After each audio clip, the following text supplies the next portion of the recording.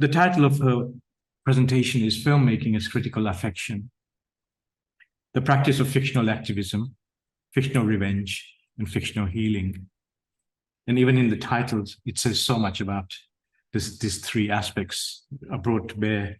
But for Michelle, filmmaking is also a methodology, a practice that she returns to. And she describes herself as a cinephile, and she responds to the notion of screen injustices, especially as so prevalent in how experiences of injustices have been experienced by marginalized film stars from the start of the silent film to now. In the it's there everywhere if you look for it.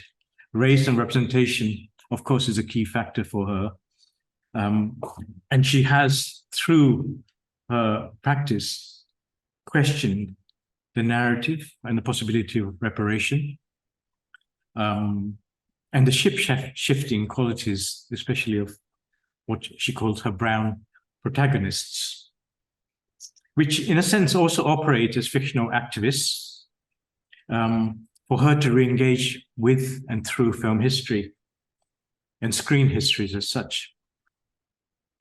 She will look at three key figures: Sabu, who was active between 1924 and 1963.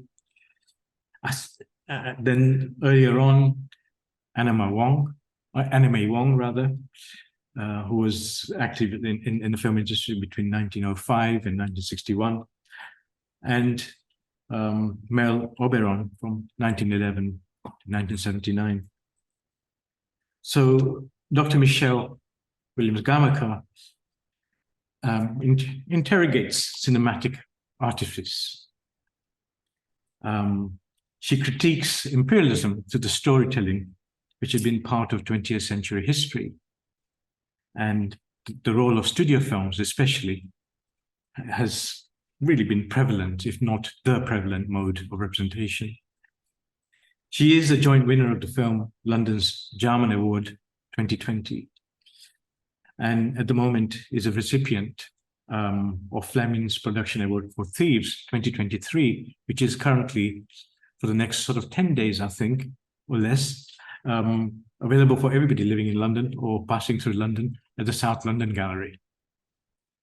And I'm going to leave now. She's also, I must say, like Vika, involved at a university. She's involved at Goldsmiths University as a reader in fine art.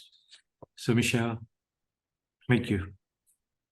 Thank you so much. I just want to, first of all, thank you, Shaheen, for this invitation. I'm so happy to be in this space and to hear from Vika and to understand more about their practice. I would like to say that and a big thank you to Sarah and to Nagal as well for assisting with the technology. We will do our best to be as seamless as possible during my talk.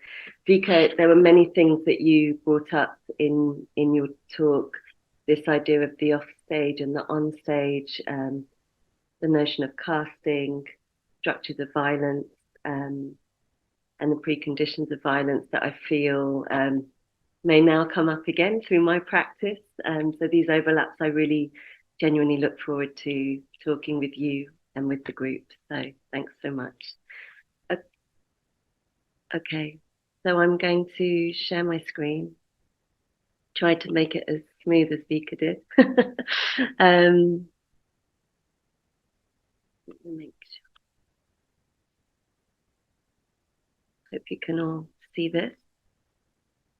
Of course, as I begin to speak, the builders next door begin to drill, but that is part of the cue of being online. So yes, I am calling this, so sorry, I don't know why that did that.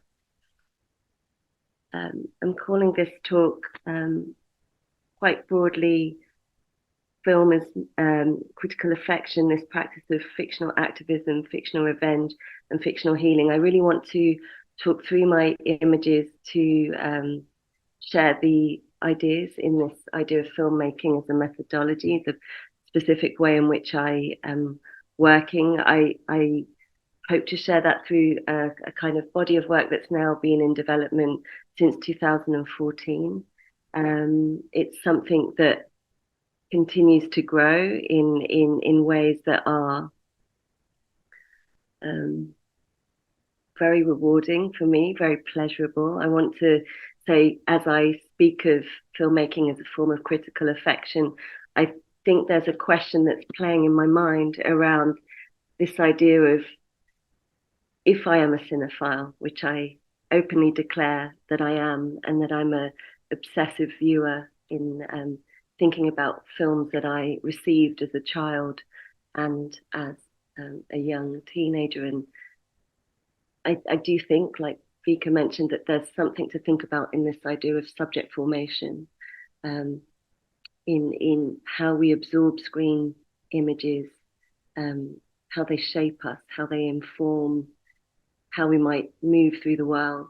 So one of the questions that I have is, how do you get close to things you love that are by far from perfect in the politics they transmit?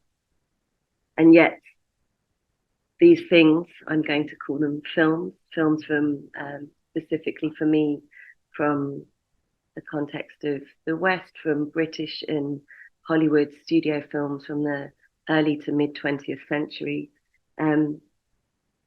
These films offer the possibility of pleasure, sometimes guilty pleasures, that raise questions about our complicity as viewers. Now, I also think that some of that mode of viewership for me came at a time where I didn't have the political capacity or the language skills to speak back to the things that I was watching. I watched things like I think we all do when we begin our own relationship with the screen or with cinema, by absorbing and taking things at face value to a certain extent. And yet, of course, the things that I watched had problems. So I'm going to kind of speak through these now. I hope this bar doesn't interfere too much. This is fictional activism, this section, and the casting of Kanchi. With each section, I will show a small video clip, and we will toggle between those. But I will first of all talk through some of the things that began this, I guess, tripart filmmaking methodology around critical affection. So it all began with a Michael Powell and Emmerich Pressburger film from 1947 called Black Narcissus. This was based on a 1937 text by Rima Godin of the premises. It's an order of British nuns are sent to the Himalayas to help civilize and educate, I use quotes here, the native population. And of course, they bring their specific Western culture, their faith, and even some of their plants, their botany, to the Himalayas. But of course, this is a mode of a period of time in imperial filmmaking where all those desires to speak to far-flung places within the British Raj, the Indian Empire, were there was a kind of structurally sloppy and lazy element to these incredibly sumptuous films, in that they didn't do their homework specifically, and they also spent time recreating mountains painted on glass. I'll explain this term a little more, but it's the title of my current exhibition at South London Gallery. Our mountains are painted on glass, but essentially, rather than film on location, studios would house and reconstruct exotic locations. So set painting on matte glass set paintings were a mode of creating these kind of wonderfully rich and layered landscape sequences. And within the film, I think I constantly, as a child and teenager, was it conscious or unconscious? That's a good question. Possibly unconsciously to begin with, began to seek something in the image. I sought myself to a certain degree. I sought my image as a South Asian, British, Sri Lankan child, living in London in the 80s and teenager in the 90s, were looking for myself on screen. And there was such a paucity back then. I think casting is changing and we can have a conversation about that. But here we see the white actress, English actress, Jean Simmons, being made up for the role of the dancing girl Kanchi in Black Narcissus, and later posing with Deborah Carr for a production still. This Getty image on the left, herein lies the kind of cataclysmic structural inequality of the image. It's Jean Simmons being painted in pan stick makeup, a brown makeup to darken her skin.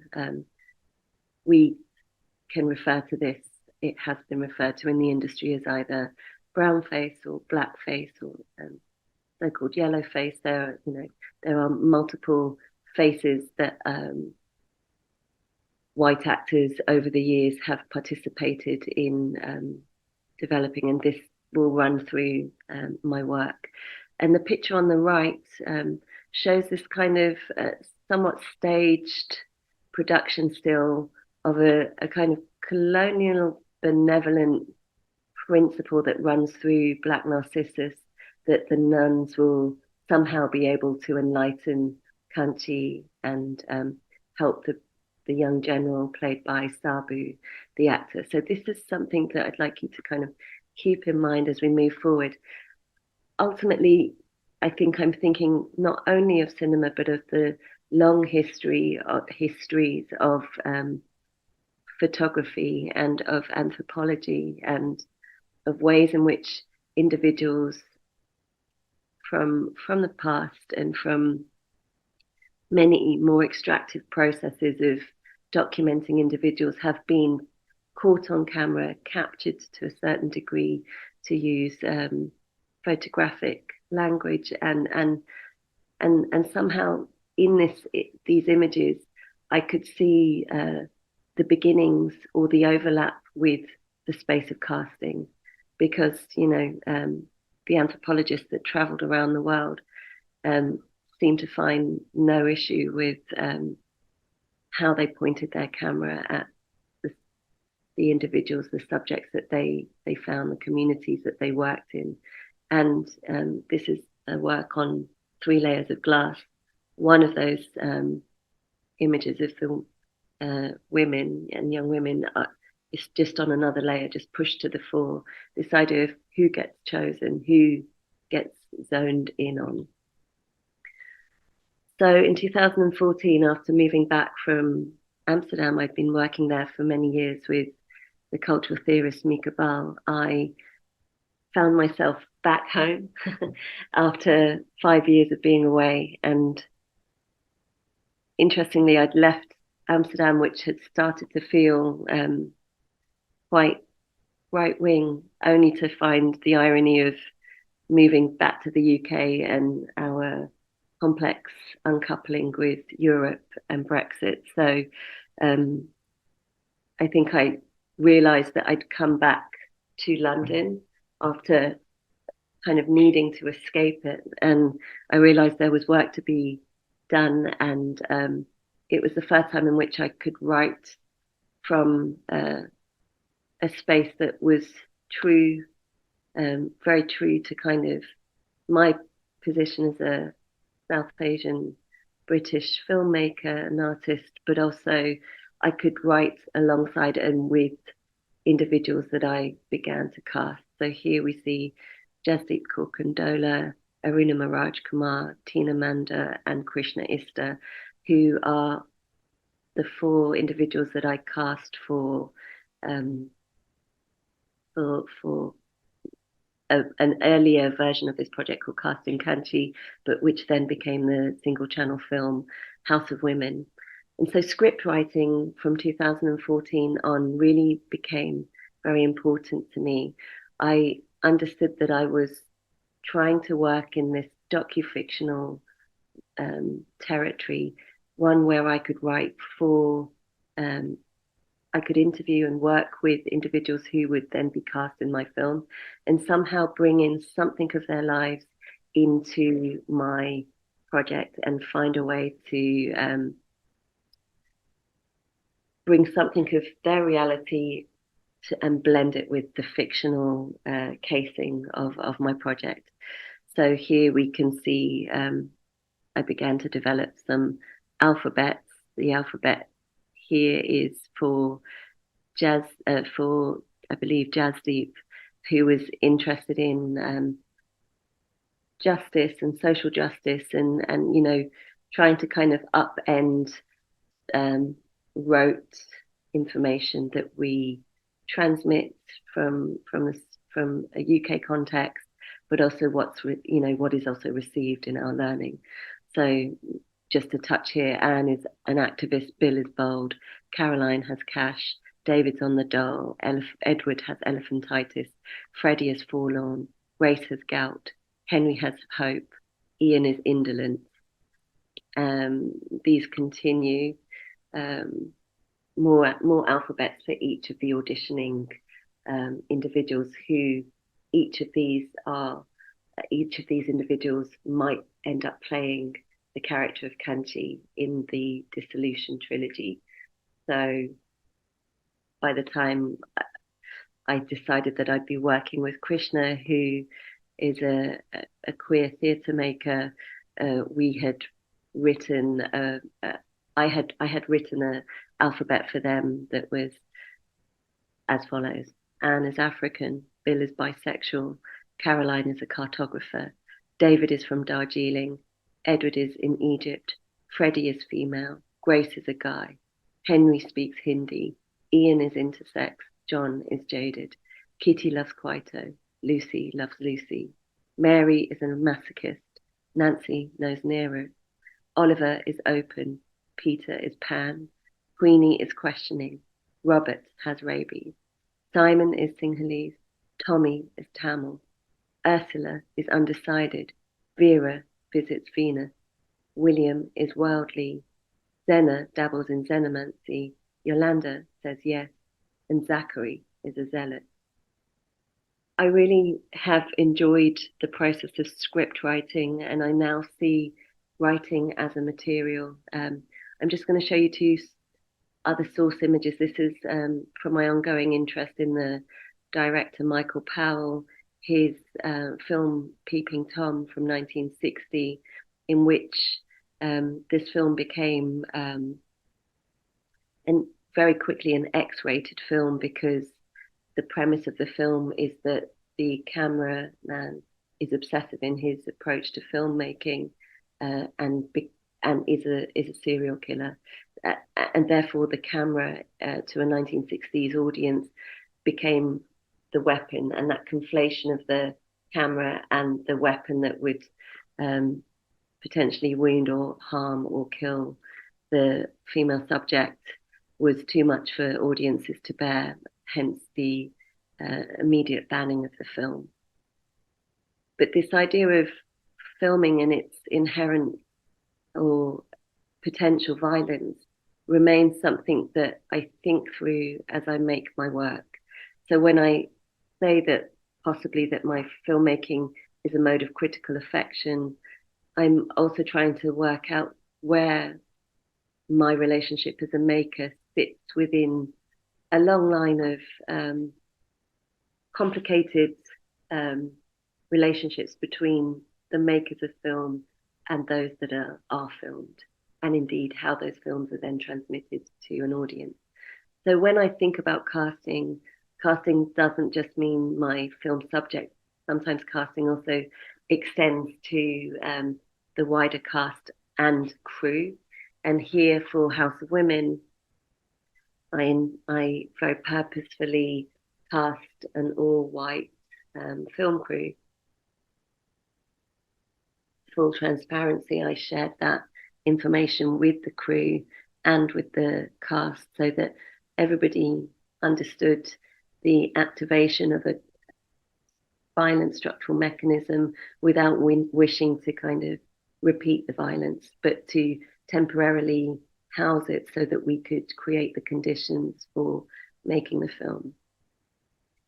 And also alongside my making, I try quite systematically to document the making processes of my work, to image myself, to image my cast, to image my crew, because I am working in the lineage of many artists of colour who have quite literally been erased or pushed to the margins or placed within the archive. And the visibility of practice is a very important part of touching something that comes with multiple problems and multiple challenges. So yes, Sarah, if you don't mind, please could you share the excerpt from House of Women?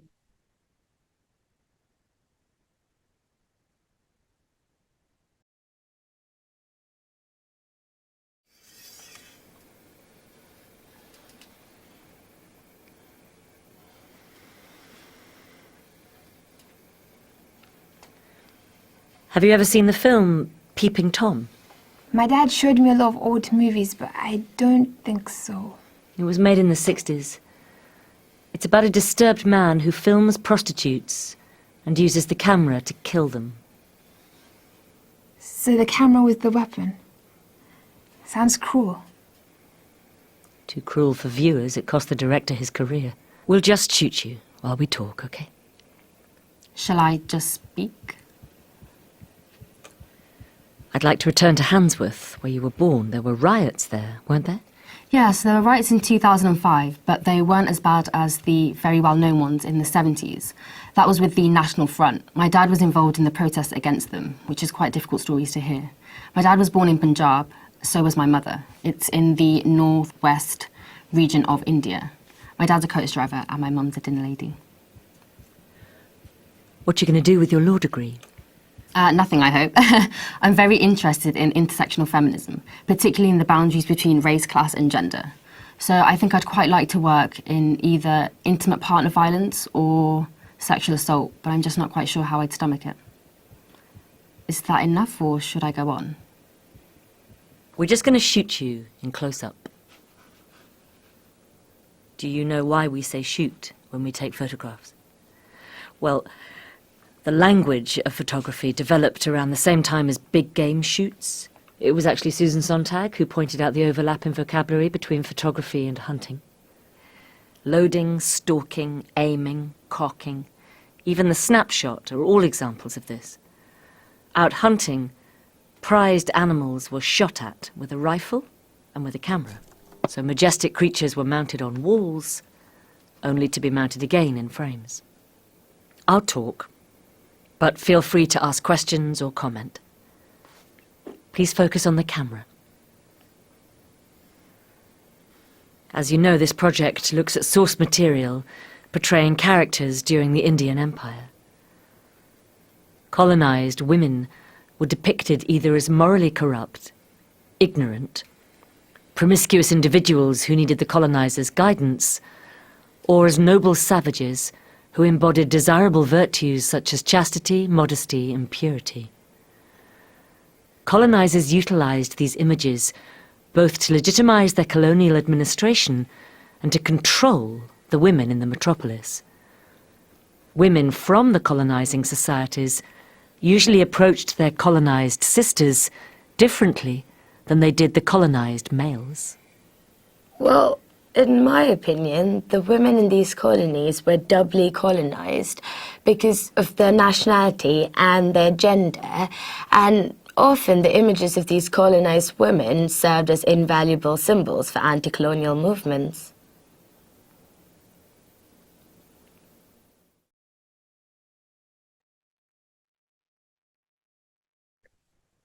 Thank you so much. So yes, I want to continue to talk about, so that was House of Women, and what I opened up or unleashed in returning to Black Narcissus and being able to kind of recast the Gene Simmons character of Kanchi, now to have a Kanchi for the 21st century, someone who wasn't silenced or made to be mute as a character, who didn't have to perform lasciviously, nor somebody that, you know, it has to be kind of docile in the information that they receive. And of course, crucially, to have somebody who was actually brown led me to think about identifying with Sabu. And that's exactly what I did as a teenager. Sabu was Hollywood's go-to South Asian actor, and here Krishna Ista, who played themselves in House of Women, is transforming with makeup and thinking through their own transitioning as a marginalized identity, someone who's non-binary, to think through what it might be to play Sabu. In multiple ways, I try to get closer to the individuals that I'm thinking about. This means returning to many source texts. This video still from Elephant Boy is the opening sequence from the film of the same name, Elephant Boy, from 1937, in which a young child actor, Sabu, indeed he wasn't really even an actor at this point, had been brought over from Mysore in India to Britain to learn English, and then promptly sent to Hollywood. And at the beginning of Korda's Elephant Boy, a young Sabu introduces the film, and you can find this clip on YouTube, but it's a very kind of awkward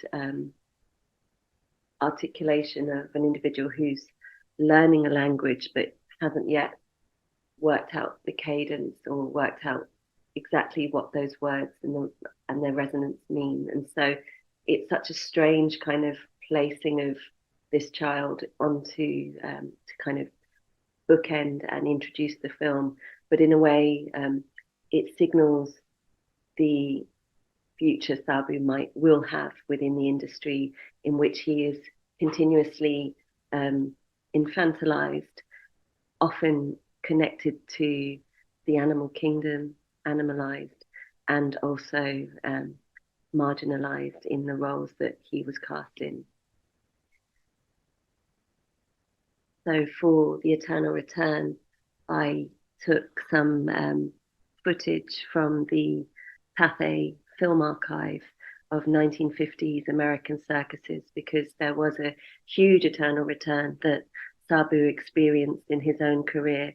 He was found by, I say found again in quotes, that by Robert Flaherty, the anthropologist who made Nanook of the North.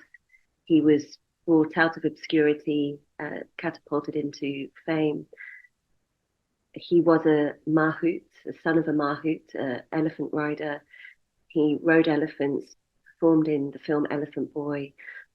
Then at the end of his career, when Hollywood no longer needed him, he returns to the circus. There was no shame in that. It was something he needed to do to support his family. But this loop and return back to, I guess, a different form of performance, one that felt, I'm sure, like a fall from grace for Sabu, who had his own taste of fame from Hollywood. It would have been a hard fall to a certain extent. So if you see these images, each image, this is just a series of stills, but I shot the film in color and graded it in black and white to dovetail between the backstage of Sabu reflecting on his career and the on stage, to use Vika's analogy, of the Pathé footage. So things through. I wrote the text around the Pathé footage and wove Sabu's a kind of imagining of Sabu's thoughts around his treatment in the film industry.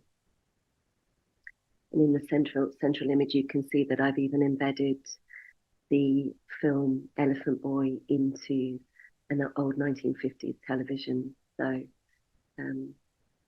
this idea of overlaps and embedded parts of my film, props and previous characters and even lines from films is very much part of this methodology of absorbing things and moving them along in different modes of making. And alongside the work, The Eternal Return, I have begun to and have started to amass it is a really large collection of Sabu memorabilia. I think collecting is a problematic thing in itself, but my attempt here to collect all the film memorabilia of Sabu that I can afford is not to hoard these items, but to try to consolidate and bring together the image of a man who was so widely distributed. To take Alfred Gell's notion of the distributed object or image, this idea of bringing together of Sabu, and this archive would not ever be for sale, but would be one that would hopefully be bequeathed to a space that could look after it. But I am collecting the memorabilia so that I can write from the texture of those objects, and also to try to not have them scattered in the world. Sarah, if you wouldn't mind, please could you play the excerpt from The Eternal Return? It's just 2 or 3 minutes.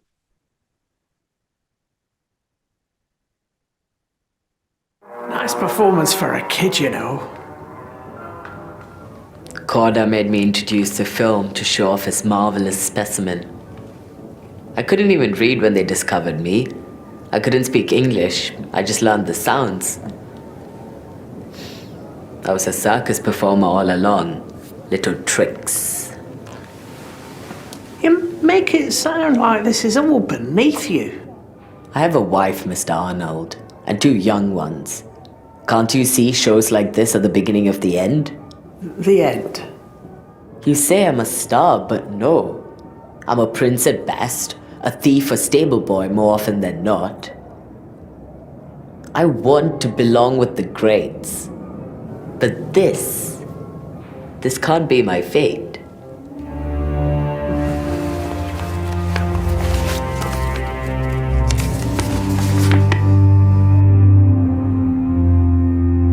There are worse fates. What about the paternity suit? What's that got to do with anything? It was a 9-3 verdict. It was. In your favour. Is there a point to all of this? My point is, you've led a colourful life. Do you know, last night, they watched me put my foot into an elephant's mouth, hanging upside down like a bat. I'm no better than the handbag that hangs off Marilyn's shoulders. Let's not bring Marilyn into this. And you sticking your head into lions' mouths? Have you no pride left? We've got to move with the times, my friend. Korda insured my life for 50,000. 50,000 pounds. I was worth something back then. Then they call me in. What we want, you can't deliver, they say. Do you know what that was? The boy they found. But I'm a man.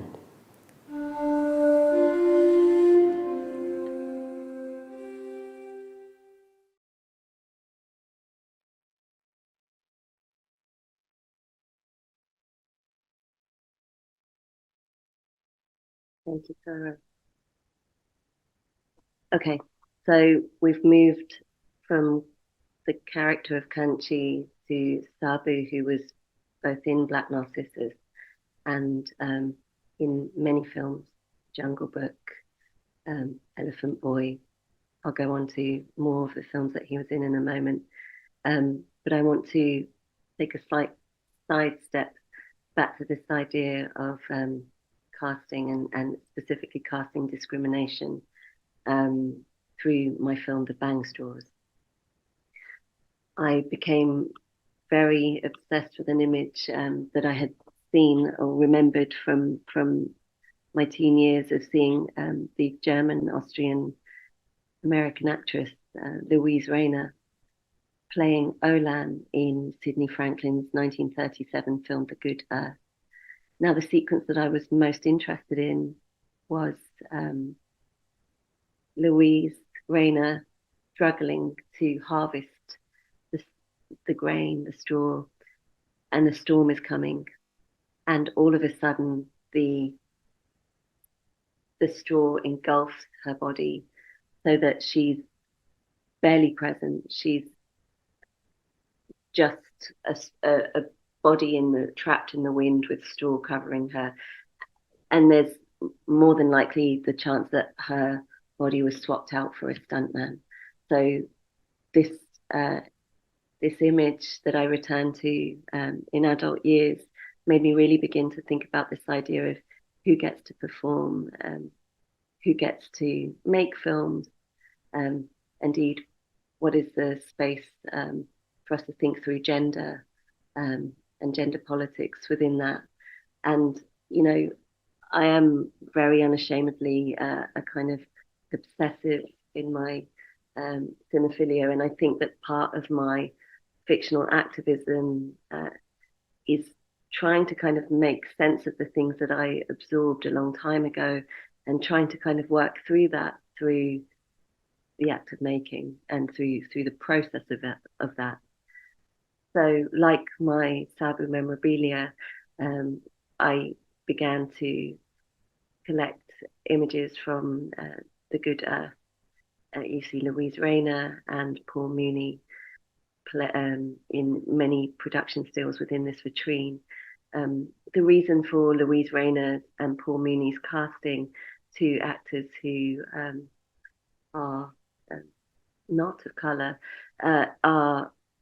is because of the Hays Code in Hollywood, which had a law of anti-miscegenation. Now, it's not a comfortable term, but effectively it meant that no actor of colour could be seen to have a romantic relationship on screen with a white actor. What that did, of course, was the Hays Code was very much a kind of Hollywood morality code, but it was also absolutely a way to kind of limit and keep stars of colour from fully having the agency to perform on their terms. That meant often their roles were marginalized to lesser roles, or indeed they were entirely swapped out with white actors, and a real plethora of racist makeup techniques developed as a result. These are just some images from the Bang Straws. I decided you'll see through the images I'm sharing with you that I work in 16mm, in digital format, I work in colour, and I work in black and white. But for the Bang Straws, I began to play with the idea of working in colour and black and white. Here we see this De Hong Wang awaken in a film studio, and around her in this kind of living diorama are locusts which fall around the figurine and her body. I also intersperse this sequence with production set photos. Now, the black and white footage, it was important for me to bring in something more multi-species, and for this reason, I need to give a little bit more context to the original source film, The Good Earth. In the sequence of the storm, there was also a kind of threat for the Chinese farmers of locusts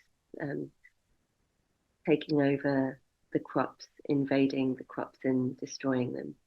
And now locusts, of course, I'm not entirely sure if it is the case in Austria, but unfortunately there are uncomfortable relationships between how immigrants are referred to, and how indeed the animals of locusts are referred to in terms of their capacity to kind of use resources, devour food. This kind of racist conflation was of interest to me, and taking it from the source film, I was interested in returning to the hyper close-ups that you see in The Good Earth of locusts eating the crops, and to kind of try to bring in something of the close gaze of documentary filmmaking of animals, to kind of speak to the thing that I've been seeing in my research around stars of colour and their conflation with the animal kingdom. I choose not to try to create a hierarchy here. I just make the observation that this seems to happen quite a lot. It certainly happens with the career of Sabu, and to a certain degree through Anna May Wong, a kind of over-sexualization of her body and her being. This film was shot during COVID in 2020, so I also wove in loosely the kind of conversation around breath and breathing alongside this. And yes, The Bank Straws is very much a return to the challenge of casting. And again, a white film crew was cast to through the fiction, alienate Da Hong on screen. Not to actually alienate her, fictionally alienate her. But I also think that The Bank Straws also was my chance to kind of step into a kind of formally more experimental mode of making, where the casting space, the white box studio or the black box studio, actually took on a more science fiction quality. And what you see here are the images of Da Hong resisting something that you'll now see in the clip that's about to come. In the original film, they created a locust swarm using tea leaves in water superimposed on the landscape, and I recreated this analog effect, and you will see that hopefully in the next clip. And yeah, we're going to have a look at that clip in a moment. I'm just quickly showing, can I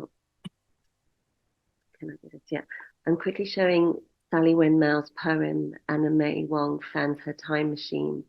Sally Wen-Mao is a poet that really helped me to think through an actress who I felt was, you know, kind of trapped in the wrong time, really. She showed such talent, and yet she was continuously typecast between these kind of polarities of the lotus flower and the dragon lady character within. And what that meant is I won't have time now to read this, but you'll find that Sally Wen-Mao writes for and with Anna May Wong and enables her to time travel. And this idea of a character who has a kind of porous quality, a capacity to move and travel across time, to be in a specific present or past and come into the now, is very important. So yes, I will ask. I'm just quickly going to say, yeah, just to keep to time, it would be great if, Sarah, you could show the next clip. And just before we do that, afterwards, we're going to immediately show a trailer, just a 1-minute trailer of Thieves. And you will see characters from my previous films playing in Thieves, my latest film, and we can talk about both films on the other side. Thank you. And let's imagine the sound going into the belly and the legs. Just shake it down.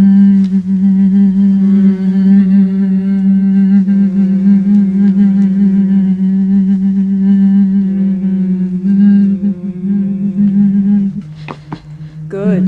You start to hear more voice, don't you? The more you tighten the throat, the more phlegm you will have. So loosening the throat and loosening the body allows your phlegm to fall off. Why are these locusts here?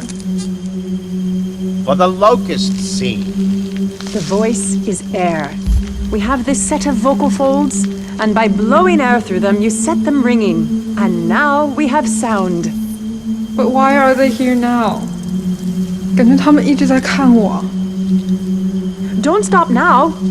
Let's hum into the face by using gravity.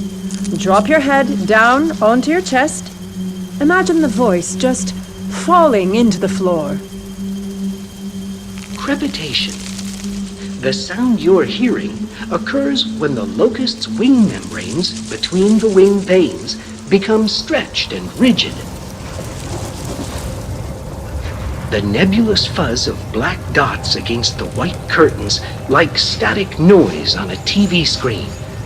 According to animal biologist Dr. Swidbert Ott, inside the swarm, gregarious locusts are swamped with information. The brain regions that deal with complexity become massively enlarged, allowing them to make sense of the mayhem going on around them. Anticipating their arrival, Gahong blindly bats at the insects, warning them off with an erratic, floor-bound dance. At this stage, large swarms break up into smaller ones, as those locusts that mature first settle on the ground for breeding. Those not yet quite mature fly on. They have to keep on moving.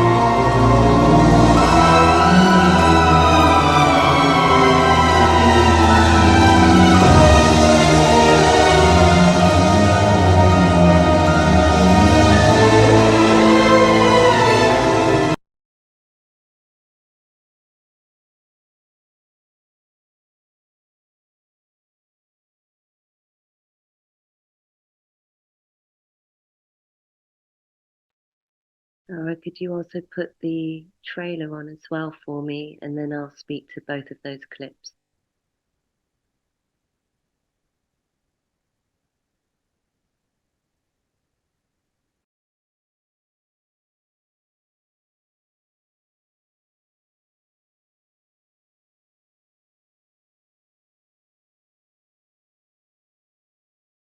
Everybody, and Action!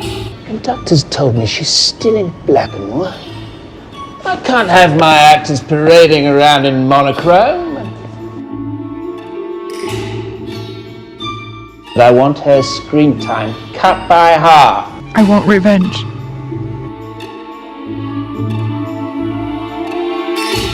We'll lead an army. I could recruit some extras.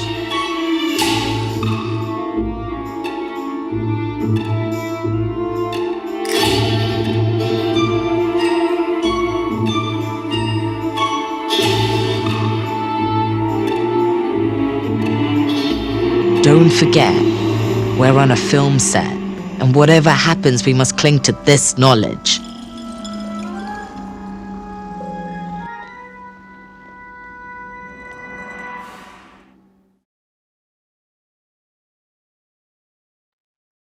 Thank you so much. Okay, so you've just seen an excerpt from the Bang Straws and the trailer for Thieves. And I'm just going to speak about those two in as I guess as succinct a way as possible. I want to say that that really what was bubbling in the Bang Straws is that I wanted Da Hong Wang, who was stepping into the possibility of playing Anna May Wong, to have a kind of superpower, supernatural reaction to the casting space in which she could break out of the kind of bossy confines of the structural violence that was being imposed upon her. Should she perform? Can she perform? Does she have the right to? And that's why that kind of sequence is with the straw is my way of trying to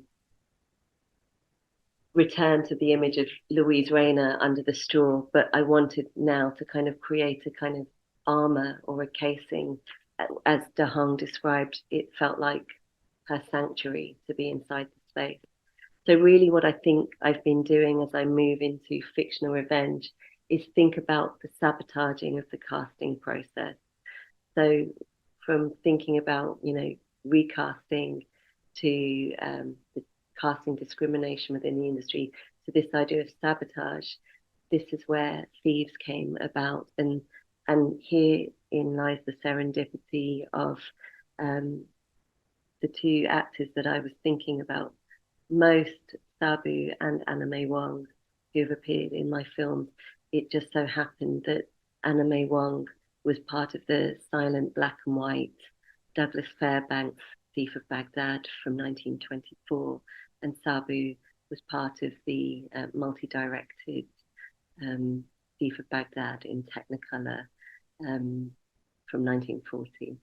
So this gave me the very real possibility of bringing my brown protagonists from their respective film spaces into the same screen, and to have a fictional allyship that would allow me to shift from fictional activism into fictional revenge. And yes, I think that for a long time I have been thinking about this idea of a fluid time. You know, the source films that I look at from the 20th century, sometimes from the 20s, sometimes from the 40s, but they seem to kind of resonate in the now of the 2020s. I guess there is a porosity or a fluid nature to the film scripts and film sets that I'm constructing. I'm not being faithful in any way to, you know, from a kind of period drama sense to any one source. I'm very actively collaging film history. Yeah, this is from a lookbook, but this idea that the Spurn screen star in a vengeful mood, Anime Wong, and Sabu, the eternal sidekick turned leading man.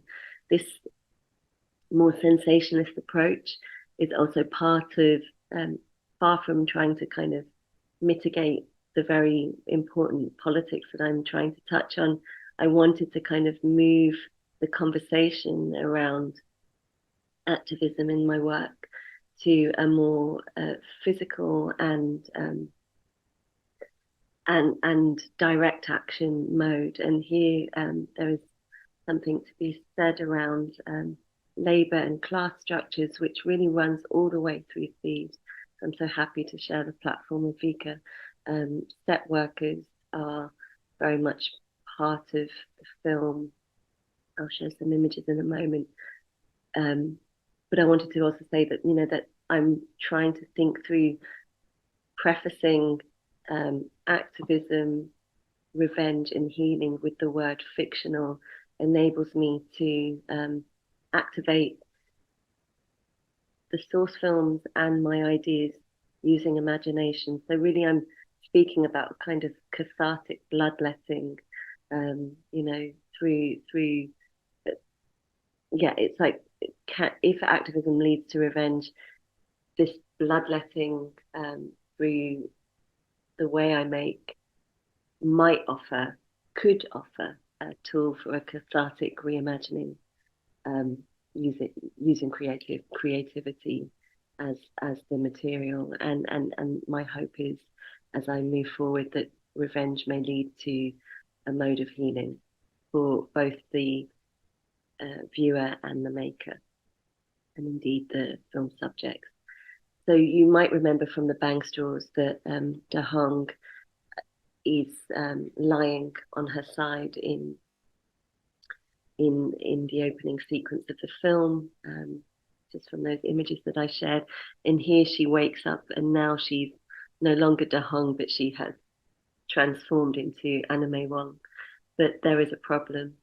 Anna is found on a light box. She's like celluloid. She's become something of her film screen in representation, but she's trapped in her screen image, and she is in black and white.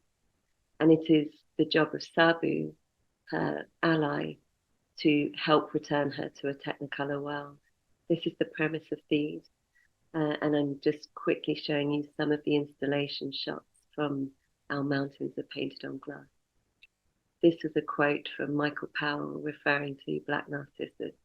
Indeed, as mentioned, this was how they constructed the far-flung landscapes that they wanted to frame their stories with. So yes, this is my first major institutional solo, and as a result, it's enabled me to put together a very ambitious film, and I'd be very open to talking about the complexities of that in terms of pulling together a budget. And it also enabled me to do something that I've really longed to do for a long time, but never had the opportunity to do, is to kind of reveal my archive of memorabilia and costumes.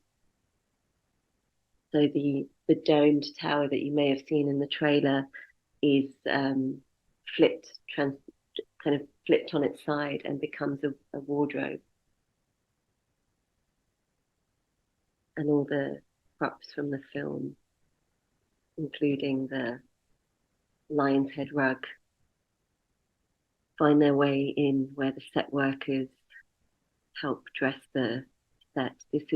These is very much a film within a film, and I'm so interested in the edges of fiction, in the spaces where decisions get made offset and onset. I'm just going to quickly wrap up on the last section. And this is just a very speculative end to my presentation this evening, to say that I am moving towards fictional healing and have 2 new film works in development at present.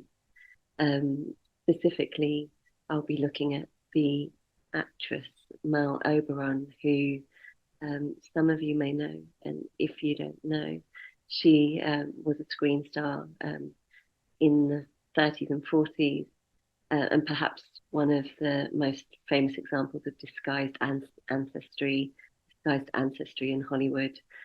Born in Bombay as Estelle Thompson, then British India. She was the daughter of a British mechanical engineer from Darlington in the north of England, and her Sri Lankan mother. Her ancestry is up for debate, but potentially European, South Asian, Sri Lankan, and Maori. And she went through multiple chameleon-like transformations. She was Queenie O'Brien in a club in Calcutta, and then she was discovered by Alexander Korda, who later went on to marry her. Because of her dual heritage, she was able to effectively just about pass as white. She tended to opt for being in black and white films.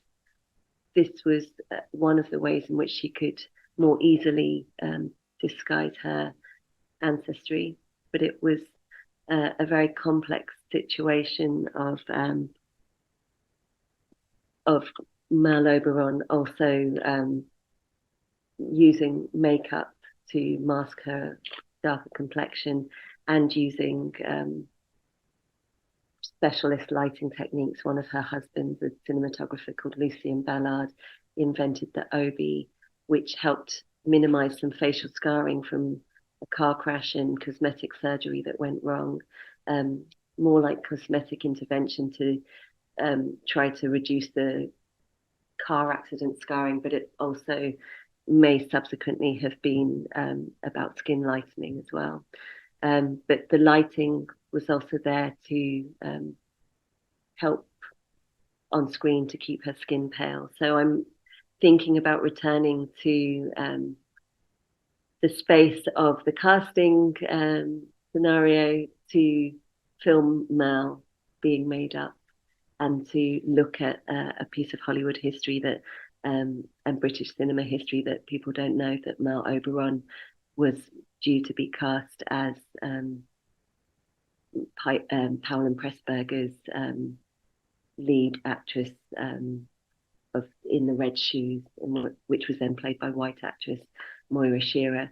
This wasn't a racist decision specifically. It was that Mal didn't have the skills as a prima ballerina to take the role, but the fact that Korda, her husband, wanted her to have the role says more perhaps about his love for her at the time. But the possible casting of Mal in that film is the subject of my new film called Oberon, and I will then go on to make a live performance and then film called Strange Evidence, in which I'll attempt to psychoanalyze Mal and try to talk through the more nuanced and complex conversations around identity.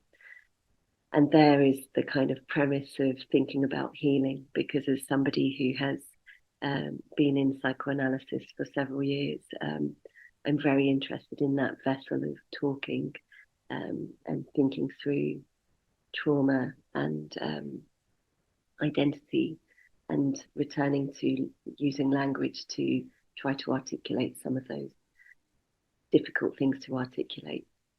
Okay, I'll leave it there because I'm just coming up to the hour. Thank you so much. Looking forward to the conversation.